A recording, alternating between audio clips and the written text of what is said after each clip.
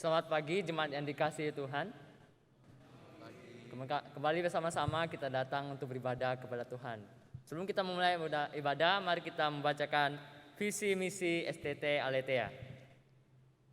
Visi: menjadi lembaga pendidikan teologi yang mengembangkan studi biblika dan teologi reform yang unggul dalam bidang pengembalaan dan menjadi rujukan bagi gereja-gereja dan lembaga pelayanan Kristen di Indonesia pada tahun 2022. Misi 1. Menyelenggarakan pendidikan tinggi kependetaan dengan memberikan tekanan pada teori dan praksis pengembalaan yang memberikan dan berwawasan reform.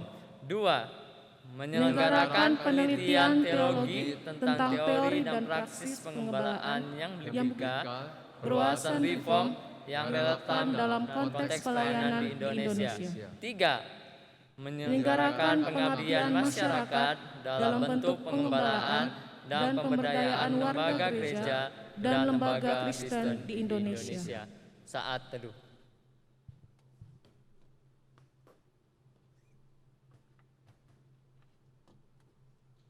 Pertolongan kita adalah dalam nama Tuhan yang menjadikan langit dan bumi serta segala isinya dan yang tidak pernah meninggalkan hasil perbuatan tangannya. Turunlah ke atas kita kasih karunia dan damai sejahtera dari Allah Bapa, Putra, dan Roh Kudus. Amin. Tuhan besertamu dan besertamu juga. Segala kemuliaan hanya bagi Dia. Dialah Raja di atas segala raja. Mari kita bersama-sama memujikan Dia yang di atas segala raja dengan pujian "Oh Worship the King".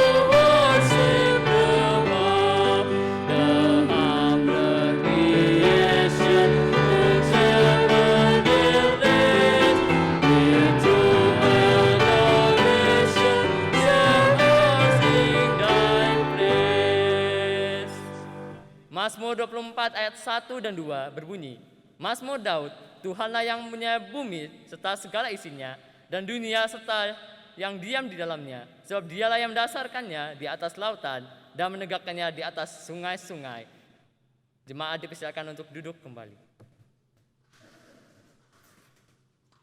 Saudara-saudara sekalian, pada tahun 1869, seorang penulis lagu hymn, yaitu Fanny Crosby, menuliskan lagu Near the Cross. Lagu ini menjadi penenungannya untuk menenungi penebusan Kristus atas hidupnya, yang dalam setiap bagiannya memiliki makna-makna yang sangat mendalam, yang mengingatkan dia akan karya Kristus. Oleh karena itu, mari kita bersama-sama dengan pujian Near the Cross, kita bersama-sama merenungi akan kasih Kristus yang begitu besar. Dia telah menebus kita. Mari kita bersama-sama menaikkan pujian ini sebelum kita masuk dalam doa pengakuan dosa. Near the Cross.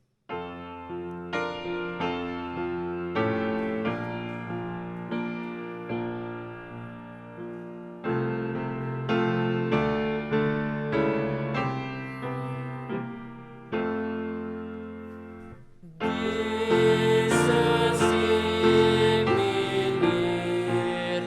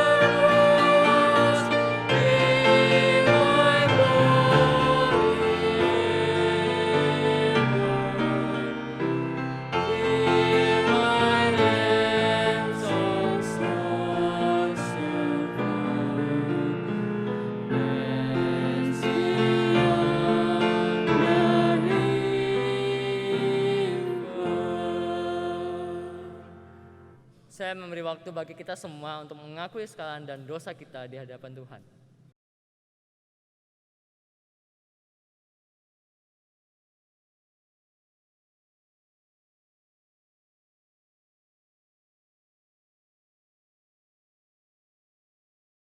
Allah Bapa kami dalam kerajaan surga, kembali kami datang pada pagi ini. Kami bersyukur atas pengorbanan-Mu di atas kayu salib, mengampuni segala dosa dan kesalahan kami, yang sepatutnya kami yang menerima penghukuman itu, tapi Engkau yang menebus kami dengan kuasa darah-Mu. Ya Tuhan, kami pada hari ini kami mengakui segala dosa dan kesalahan kami.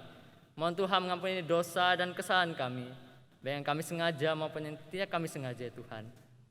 Engkau pulihkan kami ya Tuhan. Engkau menebus dosa kami ya Tuhan. Engkau ampuni kami ya Tuhan atas segala dosa dan kesalahan kami ya Tuhan. Kami serahkan doa pengakuan dosa ini ke dalam tangan-Mu Tuhan. Biar Engkau mengampuni dan biarlah turut dengan kehendak-Mu. Hanya dalam nama Tuhan Yesus kami dapat berdoa dan mengucap syukur. Amin. Dengarlah bagi setiap kita yang telah mengikuti dosa dan kesalahan kita di hadapan Tuhan dengan mendengarkan berita anugerah yang terambil di dalam Mazmur 32 ayat yang kelima yang berbunyi, dosaku kuberitahukan kepadamu dan kesalahanku tidaklah kusembunyikan. Aku berkata, aku akan mengaku kepada Tuhan pelanggaran-pelanggaranku dan Engkau akan mengampuni kesalahan karena dosaku.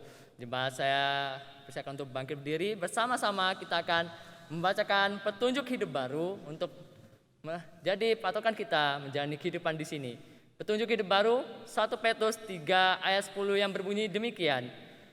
Siapa yang mau mencintai hidup dan mau melihat hari-hari baik, ia harus menjaga lidahnya terhadap yang jahat dan bibirnya terhadap ucapan-ucapan yang menipu. Jemaat saya persilakan untuk duduk kembali. Saudara-saudara sekalian, dari petunjuk hidup baru tadi kita dapat melihat bahwa kita mengajarkan kita untuk menjaga lidah kita. Lidah kita digunakan untuk memuji dan memuliakan nama Tuhan. Mari bersama-sama kita memuji memuliakan nama Tuhan dengan segala apa yang kita punya. Dengan mulut kita, mari kita bersama-sama menaikkan pujian beribu lidah patutlah.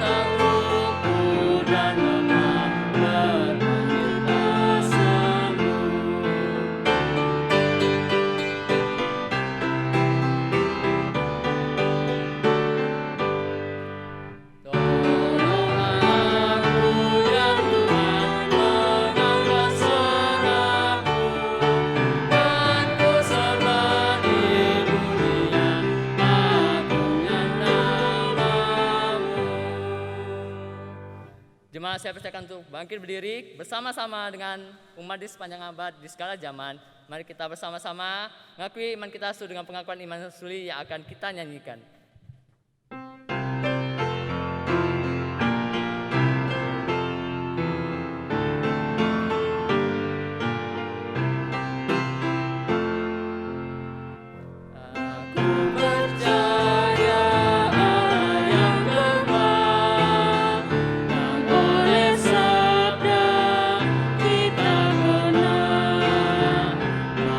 Pencipta alam semesta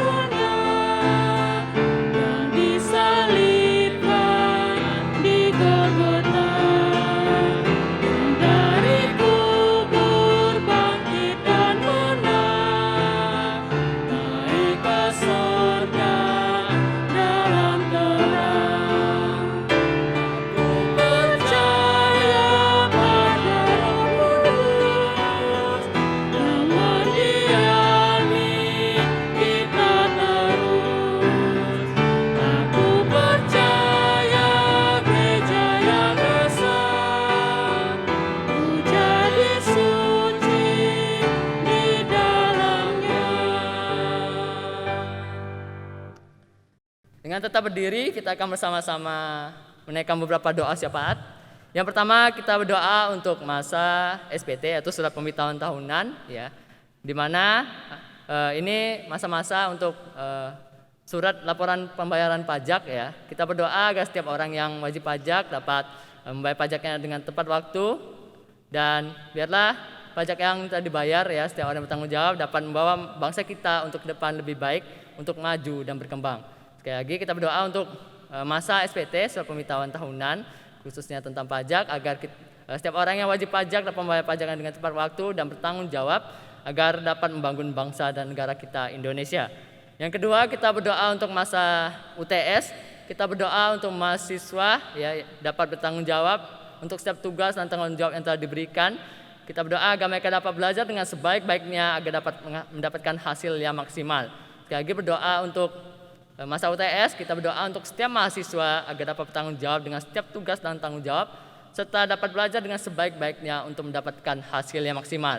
Kedua doa ini akan saya doakan. Mari kita berdoa dengan Bapa kami dalam kerajaan surga. Kembali kami datang pada pagi hari ini.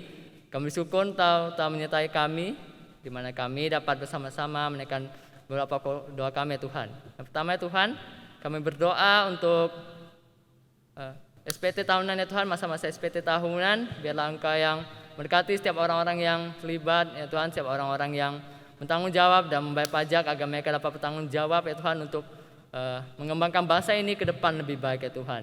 Kami juga berdoa untuk mahasiswa STT, ya Tuhan, yang pada saat ini sedang memasuki masa-masa UTS. Biarlah mereka dapat bertanggung jawab dalam melaksanakan tugas dan tanggung jawab yang mereka terima. Juga mereka dapat belajar dengan sebaik-baiknya untuk mendapatkan hasil yang maksimal, ya Tuhan. Kami serahkan pokok doa ini ke dalam tangan-Mu, Tuhan. Biar Engkau yang mendengarkan seturut dengan kehendak-Mu. Dan dalam nama Tuhan Yesus kami telah berdoa dan mengucap syukur. Amin. Jemaat, saya persilakan untuk duduk kembali. Firman Tuhan akan dianiaya oleh hambanya. Waktu dan tempat saya persilakan.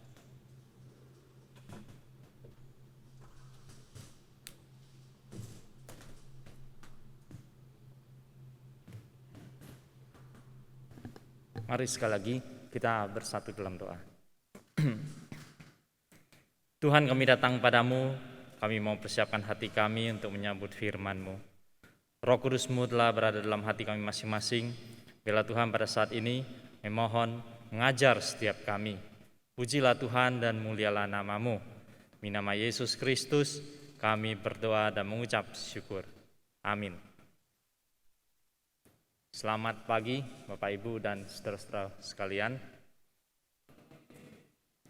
Dari saya sekolah teologi sampai sekarang, seingat saya tak pernah saya menyampaikan sharing ataupun khotbah berkaitan dengan Elia dan Elisa.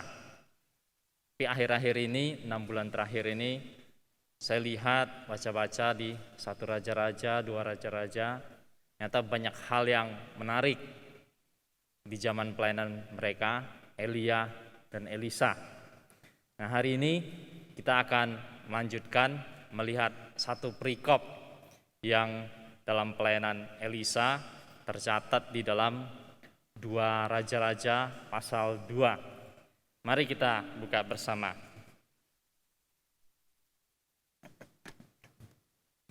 2 Raja-Raja pasal 2. Perikopnya pendek dan kita bacakan bersama-sama ayat-ayat ini. Pasal 2 ayat 23 sampai 25.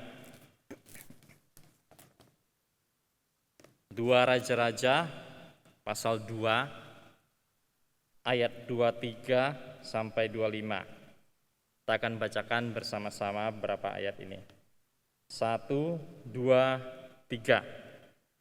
Elisa pergi dari sana ke Betel, dan sedang ia mendaki, maka keluarlah anak-anak dari kota itu, lalu mencemoohkan dia serta berseru padanya, naiklah botak, naiklah botak. Lalu berpalinglah ia ke belakang, dan ketika ia melihat mereka, dikutukkannyalah mereka demi nama Tuhan. Maka keluarlah 2 ekor beruang dari hutan, lalu mencabik-cabik dari mereka 42 orang anak. Dari sana pergilah ia ke Gunung Karmel, dan dari sana pula kembalilah ia ke Samaria. Ya, demikian bacaan firman Tuhan. Bapak, Ibu, dan saudara-saudaraku sekalian, bagian ini adalah tahap-tahap awal dari pelayanan Elisa. Dia baru melanjutkan kepemimpinan dari Elia. Sebelumnya kita pernah merenungkan kejadian di kota Yeriko. Nah, kali ini kita akan melihat kejadian di kota Betel. Selesai dari Yeriko, Elia pergi ke Betel. Dan dia sedang mendaki, perjalanan mendaki. Lalu dikatakan anak-anak dari kota Betel itu keluar, lalu berseru, naiklah botak, naiklah botak. Nah, Bapak, Ibu, dan saudara-saudaraku sekalian, di bagian ini ada terjemahan mengartikan anak-anak itu dengan boys, ya, anak-anak pria. Tetapi kalau kita membanding-bandingkan ayat-ayat yang serupa dengan ini di dalam hal diri Salomo dan orang-orang lain, maka di sini tidaklah terlalu tepat diartikan sebagai children atau boys. Lebih bagus di sini diterjemahkan sebagai youth atau young people, young person. Yang dimaksud dengan anak-anak dalam ayat-ayat yang seperti ini hampir dapat dipastikan adalah orang-orang yang berusia antara 20 sampai 40 tahun. Antara 20 sampai 40 tahun. Dengan demikian mereka adalah orang-orang yang dewasa dan bisa bertanggung jawab bagi dirinya sendiri. Begitu juga secara hukum mereka bisa mempertanggungjawabkan segala tindak tanduk dan perbuatannya. Nah, inilah persoalan di sini. Jadi jangan kita berpikir di sini anak-anak SD, anak-anak SMP bilang kepada Elisa, botak. Kalau hal yang seperti itu terjadi pada anak-anak SD, sangat kita bisa mengerti, ya, guyonan, lelucon, dan seterusnya. Ya. Tapi tidak demikian yang terjadi di sini. Mereka bukanlah anak-anak usia SD. Mereka adalah orang-orang yang berumur antara 20 sampai 40 tahun. Orang-orang yang sudah matang, dewasa, dan bisa berpikir secara mandiri. Lalu persoalannya tambahan lagi di belakang adalah naiklah botak. Botak naiklah. Pada umumnya orang-orang di dalam zaman PL, di kalangan orang-orang Israel, pada umumnya berambut lebat. Ya, pada umumnya seperti itu. Apalagi kalau kita membandingkannya dengan Simpson, Yohanes Pembaptis, dan lain-lain. Tapi apa yang terjadi pada Elisa adalah bahwa dia botak secara alami. Artinya bukan karena dipotong gundul, ya, di mana hal itu tidak lazim bagi orang-orang Israel. Tidak lazim, bahkan seringkali dilarang pemotongan rambut menjadi gundul. Ya. Tapi pada diri Elisa, dia adalah natural, demikian adanya. Jadi ketika dikatakan naiklah botak atau botak naiklah, di situ bukan hanya menunjuk pada rambutnya yang botak. Naiklah botak, botak naiklah. Naiklah engkau ke langit, pergilah engkau sama seperti Elia, pergi kamu ke sana. Artinya kalau mau lebih jelas lagi adalah botak cepat-cepat matilah, naiklah ke langit dan matilah. Itu makna naiklah botak. Nah, Bapak Ibu dan saudara-saudaraku sekalian, maka perkataan ini di dalam bahasa Indonesia diterjemahkan menjadi mencemoohkan. Mencemoohkan. Bukan sekedar guyon-guyonan, ya, tapi betul-betul adalah satu pencemoohan. Dalam kondisi yang seperti ini, ketika hal-hal seperti ini terus berlanjut, biasanya akan berujung pada penghujatan. Betel adalah sebuah kota yang mulai berkembang pada zaman Yerobeam. Jikalau Yerusalem kita mau sebut sebagai the city of God, maka Betel mungkin bisa kita sebut sebagai the city of evil. Sejak zaman Yerobeam, Betel menjadi tandingan bagi Yerusalem. Yerobeam punya rancangan politik yang luar biasa, membangun Dan dan membangun Betel. Kota Dan dan kota Betel dibangun dan dikembangkan menjadi kota tempat orang-orang beribadah dan menjadi tandingan bagi Yerusalem, tapi dengan penyembahan-penyembahan yang sangat mengerikan. Kalau Bapak Ibu saudara-saudara membaca dalam kisah Yerobeam, di situ nanti kita bisa tahu banyak kerusakan-kerusakan yang mulai terjadi di kota Betel, dan itu berlanjut beberapa generasi sampai zamannya Elia dan Elisa. Jadi orang-orang lahir besar di sana, mereka sudah masuk pada cara berpikir yang rusak dengan berbagai-bagai penyembahan yang menakutkan. Tidak heran dari kota Betel bisa muncul orang-orang muda yang berkata, naiklah botak, botak naiklah, pergilah engkau ke langit, cepat-cepat matilah seperti pendahulumu Elia. Jadi apa yang diucapkan oleh anak-anak di Betel merupakan hal yang sangat menakutkan, sangat berbahaya, cenderung berada di luar batas kewajaran dalam kehidupan orang-orang Israel pada masa itu. Lalu dikatakan bahwa Elia berpaling, Elisa berpaling, melihat ke belakang dan melihat orang-orang muda itu. Yang dikatakan dia dikutukinya lah mereka demi nama Tuhan.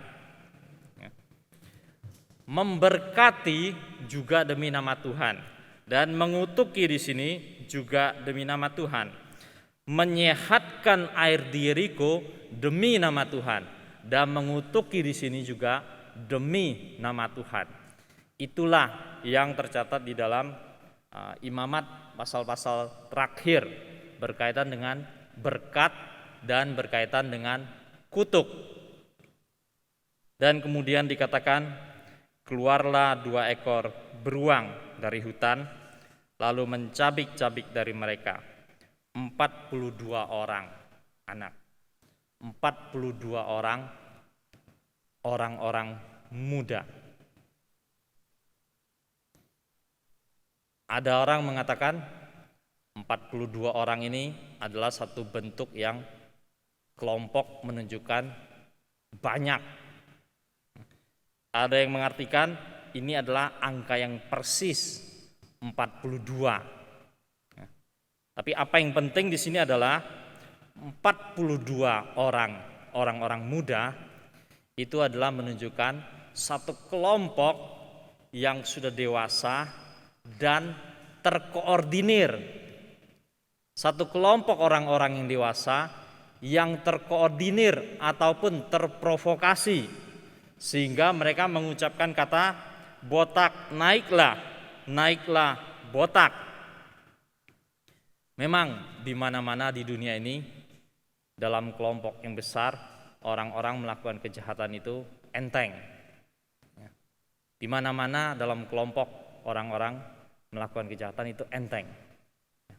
Mereka merasa gampang dan mereka merasa mudah, dan terlebih lagi orang-orang dalam kelompok melakukan kejahatan, mereka merasa saya tidak perlu mempertanggungjawabkan perbuatan saya karena kita lakukannya rame-rame. Ini persoalan. Secara manusia memang polisian suka pusing kepala menangani hal-hal begini. Manusia di RT atau di desa manapun seringkali pusing kepala kalau menangani hal-hal yang berkaitan dengan kelompok. Massa dikerahkan, massa bergerak, massa melakukan pengerusakan. Tidak ada orang bisa dimintain pertanggungjawaban. Dan semua orang merasa enteng melakukannya. Tapi tidak demikian halnya apa yang dilakukan oleh Tuhan dan apa yang dilakukan oleh Elisa. Meskipun di situ secara berkelompok dan secara rame-rame tetap ada pertanggungjawabannya. Maka dikatakan keluarlah beruang dari hutan. Pada umumnya kisah-kisah dalam Perjanjian Lama berkaitan dengan penghukuman Tuhan atas perbuatan manusia itu seringkali memakai singa beruang. Singa beruang. Dan pada umumnya hewan-hewan ini tidak makan daging manusia. Jadi pada umumnya yang terjadi adalah dicabik-cabik.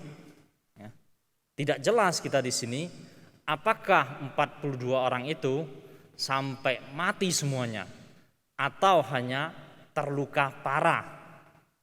Tapi ini merupakan satu peringatan yang keras dari Allah, dari Elisa terhadap orang-orang di Yeriko. Seandainya 42 orang ini masih hidup ataupun mereka betul-betul sudah mati, apa yang lebih penting adalah kejadian ini dikutuknya mereka itu menjadi peringatan bagi orang tua mereka yang masih hidup di kota Betel. The city of evil mendapatkan peringatan yang keras dari Allah dengan agen Elisa mengutuki mereka di dalam nama Tuhan. Bapak, Ibu, dan saudara-saudaraku sekalian, biarlah kita belajar dari kisah yang dialami di zaman Elisa ini. Tindakan-tindakan pencemoohan seringkali didasarkan pada seperangkap cara berpikir yang salah, yang bertolak belakang dengan kebenaran firman Tuhan. Pencemoohan di sini hanyalah puncak dari gunung, di mana di dalam laut itu ada gunung es yang besar, dan gunung es itu yang harus diingatkan, dibongkar, dan dibenahi. Maka pencabikan terhadap 42 orang anak ini menjadi peringatan yang keras bagi kejahatan-kejahatan yang telah turun-temurun terjadi di kota Betel. Biarlah dari kisah ini kita boleh belajar dalam hidup kita masing-masing. Jangan sampai kita mengembangkan cara berpikir yang salah sampai satu hari muncak pada cemooh, dan itu terus berlanjut dan ujung-ujungnya tak terhindarkan adalah penghujatan. Sangat mengerikan. Amin. Mari kita berdoa. Bapa di surga, makasih ya Tuhan, kami bersyukur melalui kisah Elisa ini, apa yang terjadi di Betel, kami boleh belajar banyak Tuhan. Apa yang terjadi di masa lalu, biarlah dalam hidup kami tidak terjadi pada diri kami, atau tidak terjadi pada orang-orang di sekitar kami. Biarlah mereka boleh diperingatkan mereka boleh ditegur, dan mereka sadar dan mereka berbalik. Pujilah Tuhan dan mulialah nama-Mu. Makasih Bapa di surga, di nama Yesus Kristus kami berdoa dan mengucap syukur. Amin.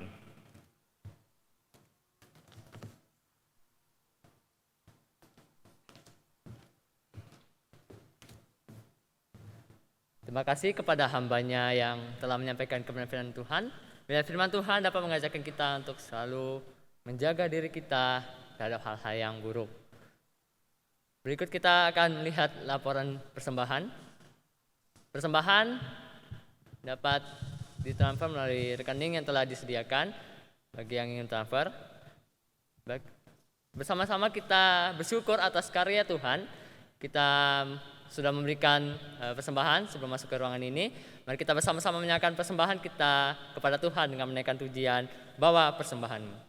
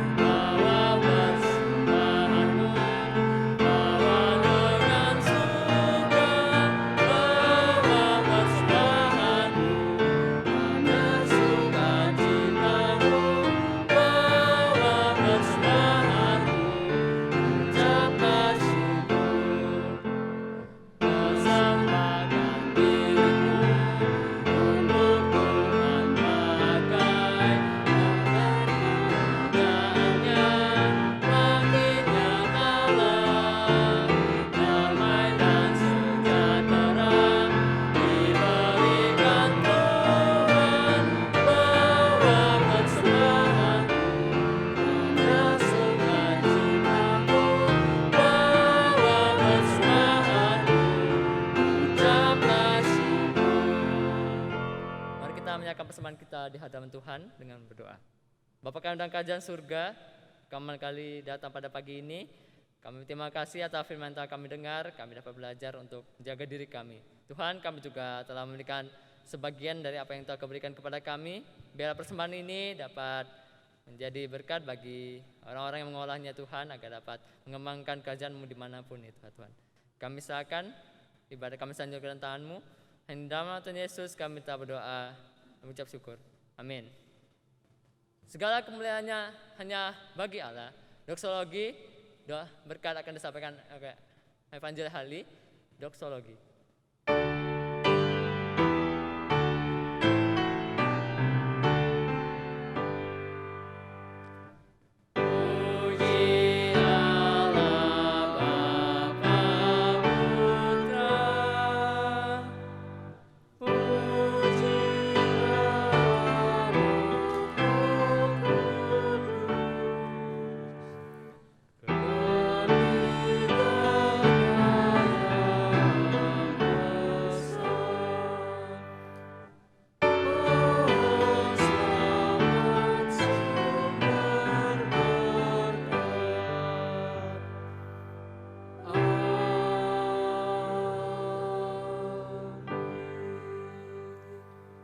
Bapak, Ibu, dan saudara-saudaraku sekalian, di penghujung ibadah kita ini, arahkanlah hatimu dan terimalah berkat Tuhan.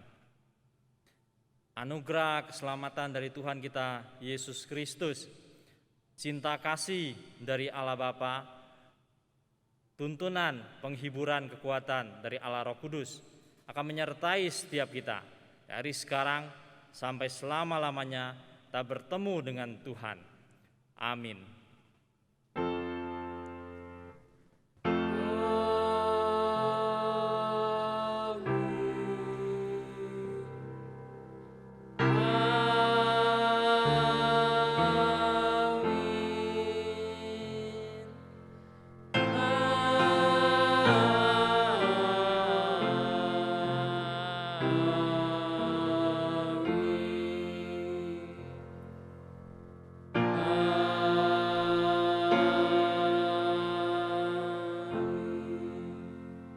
Jemaat persilakan untuk duduk kembali.